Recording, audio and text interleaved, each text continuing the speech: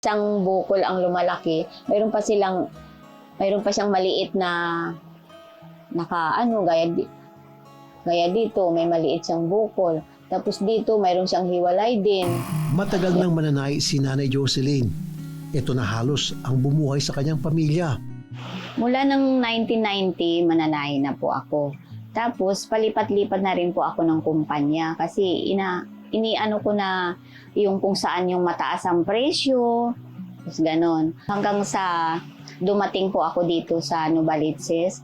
Sa trabaho, kilala siyang masipag at pursigido. Kahit ano, kinakaya niyang gawin. Natural na sasakit ang kamay at likod sa pananahi. Pero, ito talagang iniinda niya. Ang malaking bukol sa pisngi.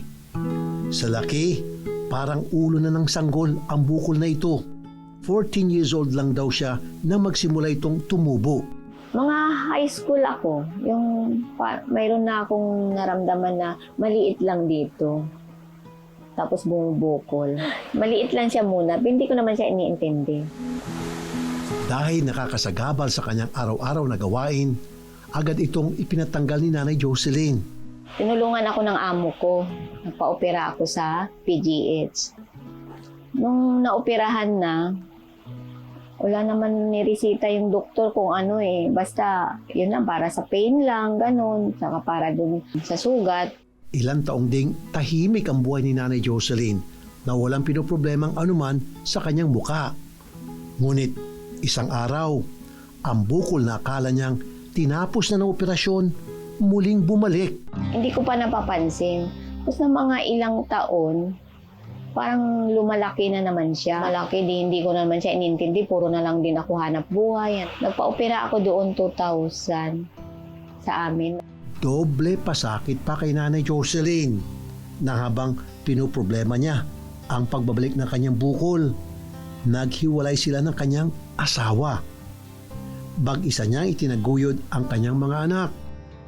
Bukod sa pananahi, napilitan siyang sumabak sa iba pang mga trabaho. Nag-aani ako ng palay. Tapos nung hindi naanihan, namasukan akong katulong. Para lang may pambilin kaming pagkain para doon sa mga anak ko. Isang dekada rin ang lumipas. Ngunit parang bangungot. Ang bukol na pinatanggal niya ng 2 beses, andyan na naman sa ikatlong pagkakataon. Dahil sa dami ng problema, hindi na niya ito agad napaoperahan. 7 taon na nga ang lumipas bago niya ito napatingnan sa doktor. Nang mangyari ito, tila may pagbabago na raw sa bukol. 2006 parang unti-unti na siyang lumalaki. Sabi ko, ay naku, bumalik na naman siya. Dapating yung 2013, nagpa-check up ako sa General Hospital yun sa Muñoz. Kasi magpapa-opera sana po ako. Pero maliit pa lang po din siya no. Siguro doon sa bata, yung kamao ng bata pa, yung baby pa lang. Mayroon naman po siyang niresita sa akin para sa 1 linggo. Pagkatapos ng 1 linggo, babalik daw ako. Hindi na po ako nakabalik kasi nga yung tatay namin namatay. Dumating pa ang mga dagok sa buhay ni Nanay Jocelyn. Namatay ang tatay niya. Nagkasakit pa ang kapatid niya. Nagkaroon naman siya ng ka-live-in. Pero ang hindi inaasahan, bigla itong nagkasakit at pumanaw din. Hindi ko na naman naintindi yung sarili ko dahil nga siyempre kailangan ko naman maghanap buhay dahil doon sa pangangailangan namin na pambayad ng bahay, ilaw, tubig, pagkain namin. Tapos yung pag-aaral ng bunso ko. Siyempre sa hirap po ng buhay, ganun. Kaya pati sarili ko nga hindi ko na naintindi. Ngayon, ang bukol ni Nanay Jocelyn, halos lalamunin na ang kanyang muka at tila nanganak pa raw ng panibago. Hindi lang pong isang bukol ang lumalaki, mayroon pa siyang maliit na gaya dito, may maliit siyang bukol. Tapos dito, mayroon siyang hiwalay din. Yan, ito yung malaki niya. Tapos nagkaroon siya ng anak dito. Tapos may dito pa. Tapos minsan, basta araw-araw naramdaman ko na kumikirot siya. Ngayon na siya na lang ang inaasahan sa pamilya, hindi na talaga makapagpatingin sa doktor si Nanay Jocelyn. Halos pangkain na lang nila ang kinikita niya sa pananahi. Paano kapag umabsent pa siya kahit isang araw lang? Hindi po sila napaaral ng ng college. Hindi rin yung dalawa nakapagtapos ng high school. Kasi parang ayaw na nila mag-aral dahil iniisip nila kasi ang hirap din ng buhay. Tapos yung bunso ko naman nag-aaral po ng college po. Simpleng hiling ni Nanay Jocelyn. Baka raw sila sa pang-araw-araw. Pero ang kanyang mga anak, ito ang idinudulog. Kay Sir Rafi Tulfo po, sana po matulungan niyo po yung pamilya ko po. Sana po matulungan niyo po si Mama na maoperahan po. Taong ito, si Nanay Jocelyn naman ang ating aalagaan. Agad naming idiniretso si Nanay sa ospital para malaman ang nararapat na gamutan para sa kanya. Yung bukol niya ay pleomorphic adenoma of the left parotid gland. So, yung parotid gland, yan yung major na gawaan ng laway natin. Ang pinaka-common naman na bukol, fortunately, sa parotid gland is usually benign. Pwedeng bumalik, kahit na benign siya. Kasi ang gawaan ng laway natin malaki. Karaniwan naman pag inooperahan siya, hindi naman tinatanggal yung buong gawaan ng laway. Because yung ugat para sa paggalaw ng muka, lumalabas yun sa likod dito sa buto, sa may likod ng tenga, tapos pupunta sa muka. So pag inooperahan, syempre kailangan ingatan na hindi mapuputol yung ugat na yun. So may natitirang maliliit na pwedeng microscopic or na tissue or parotid tissue na pwedeng pagsimulan ulit nung bukol niya.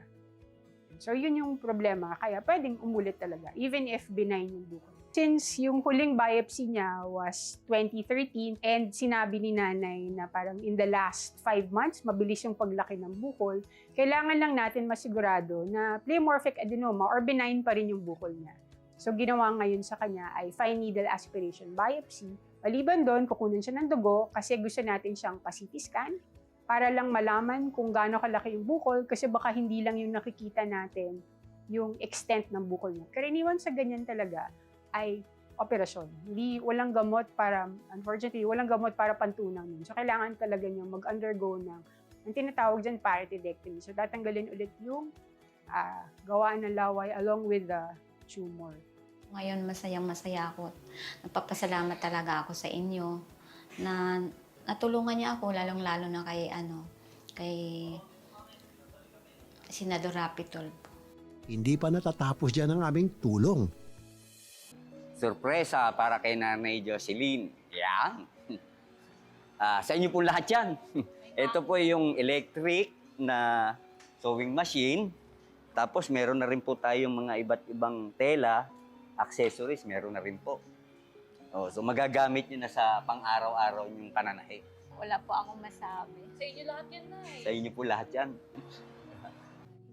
Hindi ko po inaasahan na pagpasok ko, marami pala akong sorpresa na makita at saka may bago na akong makina. Matagal ko na pangarap yun na makabili.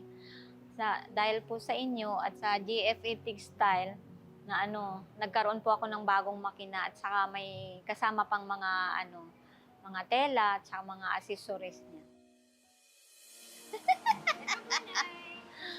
Wow, mayroon na naman kaming surprise. Ano ba yan? Namroblema pa naman ako na wala kami bigas doon sa bahay. Tapos maglalaba kami, walang pambiling sabon. And actually, Nay, hindi pa po tayo natatapos doon kasi pinapaabot po ng team ni Senator Rafi Tulfo ito pong 10,000 pesos. So, hopefully po makatulong po yan sa pang-araw-araw nyo and pandagdag po ng din. Maraming salamat, Idol. Hulog ka ng langit talaga sa amin.